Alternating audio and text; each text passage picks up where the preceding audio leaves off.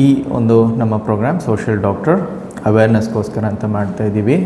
ನಿಮ್ಮ ಪ್ರಶ್ನೆಗಳಿಗೆ ನಾವು ಉತ್ತರ ಕೊಡುವಂಥ ಪ್ರಯತ್ನಗಳು ಮಾಡ್ತಾಯಿದ್ವಿ. ಆ್ಯಂಡ್ ಕ್ವೆಶನ್ಸ್ ಕಳಿಸಿದ್ದಕ್ಕೆ ತುಂಬ ಧನ್ಯವಾದ. ರೆಸ್ಪಾನ್ಸ್ ತುಂಬ ಚೆನ್ನಾಗಿ ಬರ್ತಿದೆ.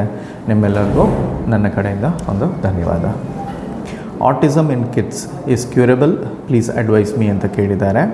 ಓಕೆ, ಮೊದಲನೇದಾಗಿ ಆಟಿಸಮ್ ಅನ್ನೋವಂಥದ್ದು ಒಂದು ನ್ಯೂರೋ ಡೆವಲಪ್ಮೆಂಟಲ್ ಡಿಸಾರ್ಡರ್.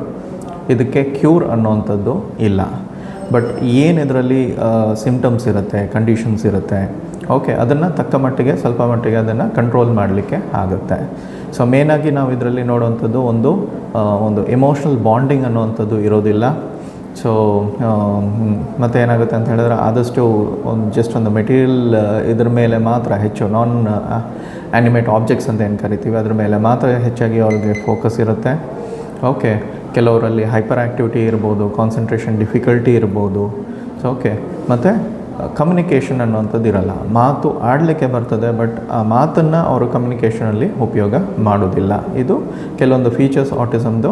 ಕೆಲವೊಂದು ಹೈ ಫಂಕ್ಷನಿಂಗ್ ಆಟಿಸಮ್ ಇರುತ್ತೆ, ಅದರಲ್ಲಿ ಸಪೋರ್ಟ್ ಸಿಸ್ಟಮ್ ಸಪೋರ್ಟ್ ಸ್ವಲ್ಪ ಕಡಿಮೆ ಬೇಕಾಗುತ್ತೆ. ಇನ್ನು ಕೆಲವರಿಗೆ ಹೆಚ್ಚಾಗಿ ಸಪೋರ್ಟ್ನ ಅವಶ್ಯಕತೆ ಇರುತ್ತೆ. But it is not curable.